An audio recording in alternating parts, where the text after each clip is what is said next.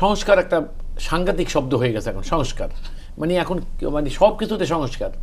আর এই যে সংস্কার, আপনি একটা দেশের যে সমস্ত একটা রাজনৈতিক দলসমূহ দেশের একটা ঐক্যমত্যে একটা উপনীত হয়েছে, সেইটাকে জোর করে তাদের উপরে চাপানোর জন্য বা একটা বাড়তি বার্ডেন দেওয়ার জন্য রাজনীতিবিদদের উপরে একটা রেফারেন্ডামের মতো প্রহসনও হয়েছে। এটা কী জন্য? যে রাজনীতিবিদদের উপরে একটা চাপ দিয়ে রাখা আর কি। যেই রাজনীতিবিদরা ঐক্যমতে পৌঁছেছিলেন তারা তো ঐক্যবদ্ধ হয়েছিলেন এই কারণে যে আমরা এটাকে আইনে রূপান্তর করব। একটা রেফারেন্ডাম দিয়ে তাদেরকে আরও জোরে চাপ দেওয়া হলো, এবং কারা দিলেন? অরাজনৈতিক ব্যক্তিরা।